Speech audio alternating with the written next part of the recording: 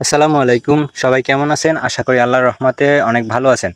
তো দীর্ঘদিন পরে আজকে আমি আমার ঘাসের জমিতে সার বুনে দিয়েছি। গত পহেলা বৈশাখ থেকেই আমাদের এই অঞ্চলে বরিশাল অঞ্চলে নিয়মিত বৃষ্টিপাত হচ্ছে, একদিন বাদে একদিনই বৃষ্টি হয়। যেহেতু আমি আমার ঘাসের জমিতে দীর্ঘদিন কোনো সার দেইনি, তো আমি ভেবেছি আজকের সার দিয়ে দেব। আলহামদুলিল্লাহ বৃষ্টি হওয়ার পরে আমাদের ঘাসের অবস্থা খুব ভালো।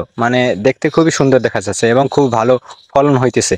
তো আপনারা আগে একটা ভিডিওতে দেখছেন যে আমাদের যে ঘাসগুলো আছে এগুলো কালবৈশাখী ঝড়ে একদম লন্ডভন্ড হয়ে গেছিল। তো আলহামদুলিল্লাহ এখন মোটামুটি ঠিক আছে।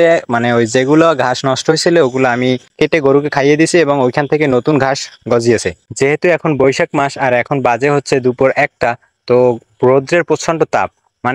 ঘাসের জমির মধ্যে একদমই সহ্য করা যাচ্ছে না, একটা ভ্যাপসা গরম, যেটা একদমই অসহনীয়।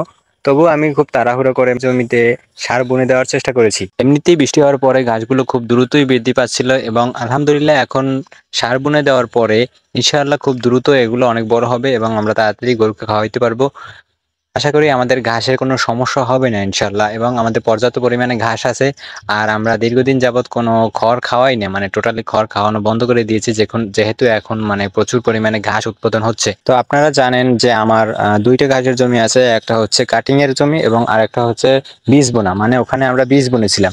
তো বীজে ওরকমের ফলন হয় না যদিও, কিন্তু কাটিং এ প্রচুর পরিমাণে ফলন হয়। আপনারা যে জমিটা দেখতে পাচ্ছেন এখানে আমি ঘাসের বীজ ফলাইছিলাম, তো আলহামদুলিল্লাহ মোটামুটি ভালোই ফলন হয়েছে, কিন্তু 5 দিনই পুরো জমিটা শেষ হয়ে গেছে। তবুও আলহামদুলিল্লাহ মোটামুটি সব ঠিকঠাক আছে এবং ঘাসের জমিতে সার দেওয়া কমপ্লিট হয়েছে।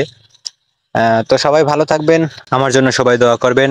আল্লাহ তাআলা যেন আমার খামারে বরকত দান করে।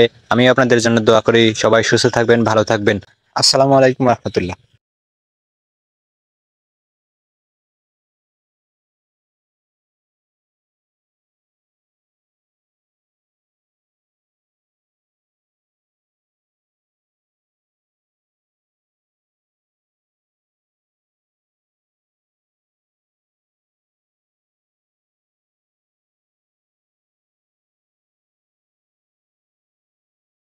তো আলহামদুলিল্লাহ একটি জমিতে সার দেওয়া কমপ্লিট হওয়ার পরে আমি অন্য আরেকটি জমিতে দিচ্ছি।